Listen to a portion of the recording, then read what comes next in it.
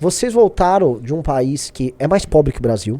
Imagino eu que tem um... Eu não sei como é que é o IDH de lá, mas não é exatamente o país mais desenvolvido, né? É um país mais... Desarrollado. Né, desarrollado. Assim, é um exportador de bananas, você me comentou. De grãos, de café. De alguns grãos, de café e tal. Então não é exatamente aquela economia dinâmica, pujante, produção de bens tecnológicos, valor agregado e tal. Então é um país aí na luta, na labuta, né? Muito pequeno. E os caras estão cheios de esperança, pelo que vocês narraram. Uma das coisas que eu acho que vocês têm de relato, e eu estava conversando com o Renato e o Costenaro, foi que a energia do povo de El Salvador é completamente diferente da energia do povo brasileiro. E isso é um dos pontos que eu acho importante. Porque não só a energia deles aparenta ser diferente, e eu queria saber de você, depois eu queria saber do Costenaro, mas o nível de consciência sobre os próprios problemas. Porque me parece que assim, o eleitor brasileiro mais humilde, talvez ele não tenha noção dos próprios problemas. E quando ele vota, por exemplo, ele não sabe o que o Lula pensa sobre segurança pública, ou o que o Lula pensa sobre uma série de coisas que interferem na vida dele. Então, o nível de consciência desse eleitor mais humilde em El Salvador me parece maior do que daqui, mas eu queria entender isso. Como é que tá a vibe, a energia e o nível de consciência? Cara, primeiro pela energia das pessoas, né? Nós sentimos a energia do povo salvadorenho.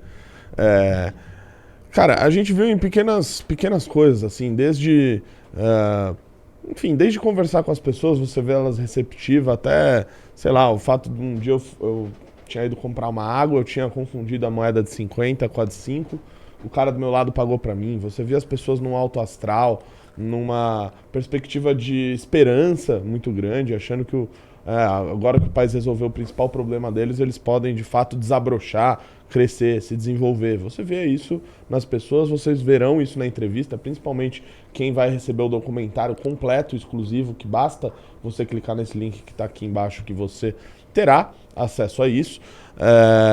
E sobre a consciência política das pessoas, assim, El Salvador é um país pobre, né? Por mais que a capital, São Salvador, seja uma capital desenvolvida... Melhor, né? que aqui em São Paulo? Como é que você vê? Cara, tem coisas muito boas lá, né? Você, tipo, por exemplo, redes de fast food. Redes de fast food. Lá tem todas, praticamente, dentro de São Salvador. Né? É engraçado que sempre quando você vai num lugar... Tipo, por exemplo, você vai na capital de Roraima, lá não tem McDonald's. Né? Imagina que horrível morar num lugar que não tem McDonald's. Mas, enfim, nossos amigos de lá sempre falavam disso. Então, por exemplo, as ruas de São Salvador são ruas limpas, com todas asfaltadas. Estão fazendo agora um enterramento de fios na capital, algo que deveria ser feito em São Paulo e não é. Tem, cara, igrejas muito bonitas, monumentos, uma parte histórica muito rica, um centro muito bonito. Aqui a gente tem um centro que é basicamente a Cracolândia, né? Então, nesse sentido, me parece melhor esses pontos. Por mais que o resto do país seja pobre. Então, quando a gente visitou os lugares em que você não poderia entrar há alguns anos, que são as comunidades, lugares pobres, eram lugares pobres mesmo, assim. A gente via casas de que era aquele material lá? Madeirite, tipo, papelão? Sei lá, era tipo um metal, assim, de uma chapa de chapa metal. de zinco deve ser. Provavelmente. Eu vi favela de zinco na Ucrânia. Então, era assim, a pobreza lá era bem, bem grande nesses lugares. Só que você conversava com as pessoas e elas tinham plena noção daquilo que estava acontecendo no país. Que o país está vivendo um regime de exceção, que o presidente declarou guerra às facções criminosas e que essas pessoas estão sendo presas e que as coisas mudaram nos últimos anos. E quando se resolveu esse problema, elas vêm a perspectiva de melhorar em outras áreas. Então, um dos lugares que a gente foi era basicamente uma rua muito estreita e dessa rua tinham outras ruas adjacentes. Basicamente, na época das pandilhas, do crime organizado, eles fechavam o início dessa rua e não se podia entrar nem sair daquele lugar. Então a gente chegou a entrevistar pessoas que, por exemplo, não conseguiam visitar os seus familiares, porque aqueles locais eles eram fechados pelo narcotráfico. O Bukele disse na entrevista coletiva que eu fiz a pergunta para ele que 85% do território de El Salvador era dominado pelo narcotráfico. Ou seja, você não tinha acesso a grande parte do país. Você ficava muito restrito às regiões mais ricas, etc. E hoje a aprovação popular que ele tem é inversamente proporcional ao nível de território dominado pelo tráfico que tinha há alguns anos. Então você vê que as pessoas elas reconhecem que houve uma mudança muito grande e valorizam a entrega feita por ele. Então eu até comentava de que as pessoas falam do regime de exceção de uma maneira muito mais...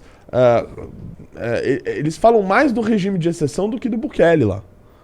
Quando o Bukele falou que agora ele reeleito vai continuar aprovando o regime de exceção todos os meses, as pessoas foram uma loucura lá. Então, esse é um ponto. Parece a perspectiva delas de assim, olha, esse regime, esse plano, esse objetivo resultou em algo positivo pra gente, isso que precisa continuar, independente de quem esteja fazendo. Então, você colocou um ponto, e acho que aqui é bem interessante, porque isso já começa a mostrar que aquele discurso que vem sendo feito do tipo, esse cara é um ditador, tá? E essas políticas de segurança estão sendo implementadas são bullshitagem, tá? São atos autoritários que um ditadorzinho toma, tal. As pessoas são favoráveis à manutenção do regime que supostamente as oprime, não é? Uhum. E você me relatou que até candidatos da oposição estavam querendo manter isso. Explica isso pra galera, porque esta é a parte mais doida. Porque supostamente se ele é um populista que impõe um regime autoritário para as pessoas, as pessoas votam e pedem para a manutenção desse suposto regime autoritário, que é o regime de exceção, que no fundo é um regime que está outorgando poderes especiais para o combate ao crime, tá? Como se fosse uma guerra. Esse é o ponto, acho que ele está tratando aquilo como se fosse uma guerra. Isso. Então eu queria passar para você, como é que é a cabeça do eleitor nisso aí? Primeiro que eu vi algumas pessoas no Twitter falando, ele cria um inimigo interno, né? E a partir disso ele toma medidas autoritárias para combater esse suposto inimigo, e esse inimigo não existe, como se todos fizessem parte de um mesmo grupo de pessoas que estão ali valorizando a democracia. E não é nada disso. Existe sim uma guerra nos países. Existe uma guerra no Brasil entre as pessoas que são pessoas de bem e entre os narcotraficantes que querem dominar parte do território brasileiro. Agora, resta saber de que lado o Estado ele vai estar. Se é do lado que dialoga e conversa com o crime e põe tapete vermelho para a dama do tráfico, ou se é do lado da população de bem que quer, de fato, que você elimine essas pessoas do seu território e o Estado e a população em geral tenham controle dele. Esse é o primeiro ponto.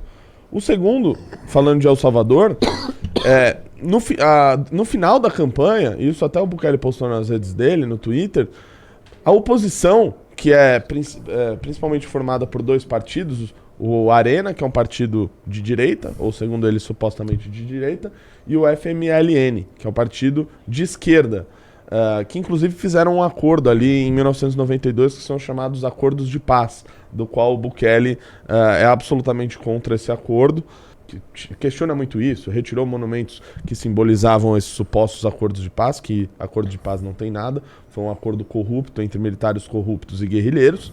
E no final da campanha, esses dois partidos começaram a falar que eles iriam manter o regime de exceção, né? Eles começaram a dizer, olha, não é bem assim, nós não somos contra, etc. E o Bukele teve de relembrar nas redes dele de que as pessoas atacaram durante todo esse período o regime de exceção, inclusive tendo votado contra ele em todas as vezes que ele foi aprovado no Congresso. Ele é aprovado de 30 em 30 dias no Congresso. Então é mais ou menos por aí.